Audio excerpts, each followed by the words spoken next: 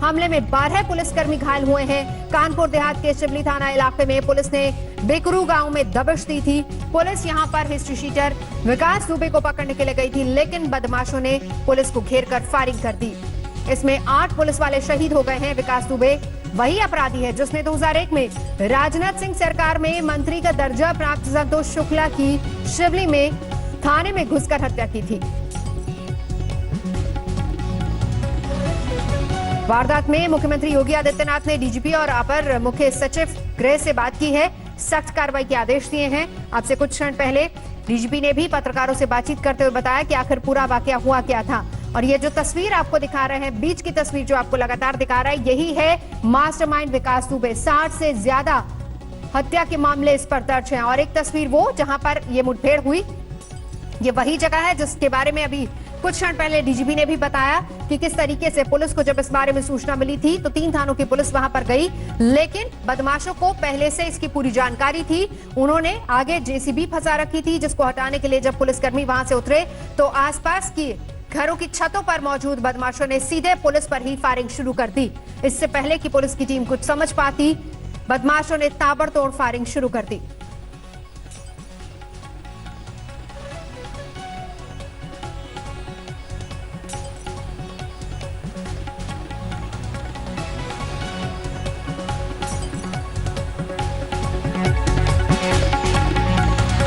बहुत शातिर अपराधी है जिसका नाम है विकास दुबे।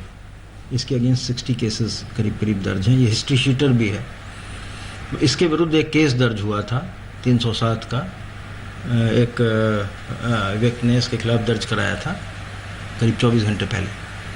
तो पुलिस पार्टी एक ऑपरेशन करने गई थी, क्योंकि ये बहुत शातिर अपराधी है और ये बराबर इस तरह का काम कर रहा था, तो उसको रेड करके पकड़ने के लिए हमारी पार्टी गई थी वहाँ पर। और इन लोगों ने वहाँ पर जेसीबी लगा दिया अपने गांव में जहाँ पे पार्टी जा रही थी, जिस कारण गाड़ी वगैरह ऑब्स्ट्रक्ट हुई हमारी। और जब फोर्स उतरा तब इन्होंने फायरिंग की और हम लोगों ने उसमें जवाबी फायरिंग भी की, लेकिन चूँकि ये हाइट पर खड़े हुए थे लोग शायद अंधेरे में, तो इस वजह से जवाबी फायरिंग में हमारे आदमियों पे गोलियाँ लगी हैं, जिसमें 8 आदमी शहीद हुए हैं, जिसमें हमारे लोकल सीओ साहब भी हैं और उनके साथ 3 सब इंस्पेक्टर्स और अन्य 4 कांस्टेबल्स हैं जिनको वीरगति प्राप्त हुई। और इसके अलावा करीब 7 आदमी हमारे घायल भी हुए हैं और वो ऑपरेशन अभी भी जारी हैं, क्योंकि ये लोग भाग गए हैं अंधेरे का फ़ायदा उठा करके।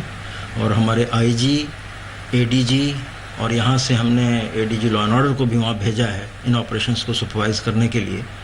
और साथ ही ये जो फॉरेंसिक टीम है कानपुर की तो तुरंत पहुंच गई थी, अभी लखनऊ से भी एक एक्सपर्ट टीम हमने रवाना की है और इसमें एसटीएफ को भी लगाया गया है और आईजी एसटीएफ वहां पहुंच रहे हैं। लोकल कानपुर का जो एसटीएफ यूनिट है वो ऑलरेडी कार्यरत है और इनके खिलाफ एक बहुत बृहत ऑपरेशन चलाया जा रहा है और ये उसी ऑपरेशन के कंटिन्यूएशन में है जिसके लिए पहले हमारी टीम वहाँ पर गई थी।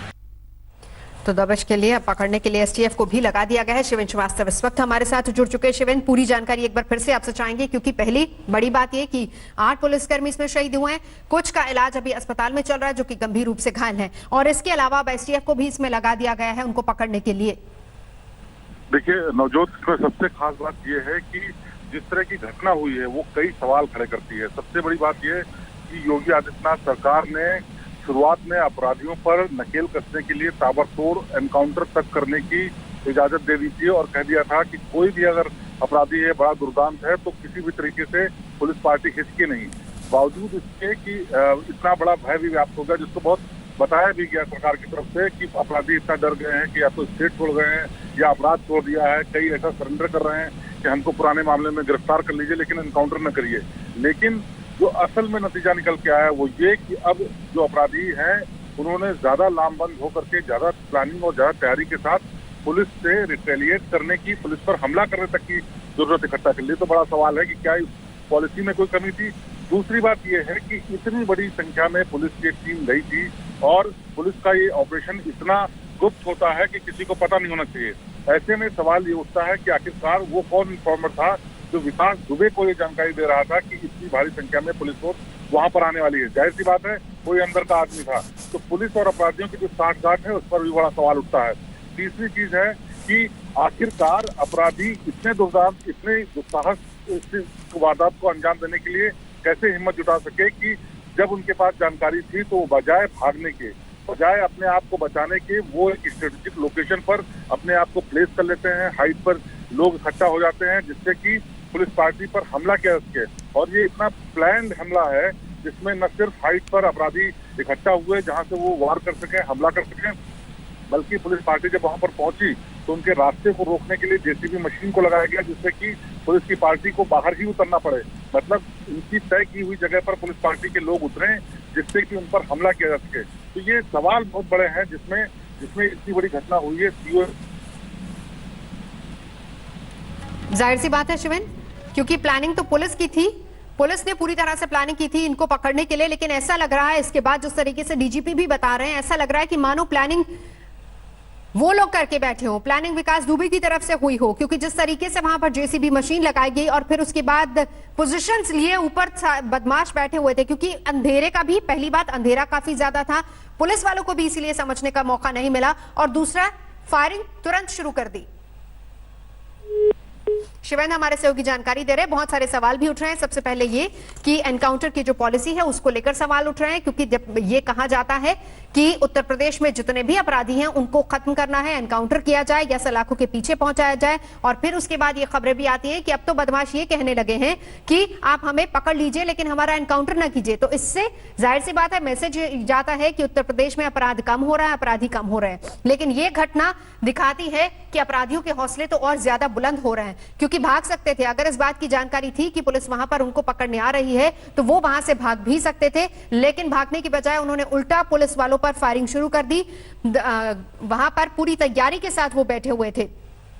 इसके अलावा प्लानिंग हालांकि पुलिस की तरफ से थी। और ये एक और बड़ा सवाल जो उठता है वो ये कि क्या पुलिस महकमे के अंदर से ही कोई ऐसा था जो कि जानकारी विकास दुबे तक पहुंचा रहा था, क्योंकि किस तरीके से पुलिस वहां पर पहुंचेगी, कितनी तादाद में पुलिस बल वहां पर पहुंचेंगे, किस तरह के हथियार उनके पास होंगे, कितनी गाड़ियां वहां पर होंगी, रूट कौन सा होगा, ये तमाम ऐसे सवाल है जिनकी जानकारी शायद विकास दुबे और उसके गैंग को पहले से थी, और इसीलिए दबिश लगाकर वो बैठे हुए थे वहां पर। और जैसे ही पुलिस की गाड़ियां वहां पर पहुंचती हैं उन पर तुरंत फायरिंग शुरू हो जाती है।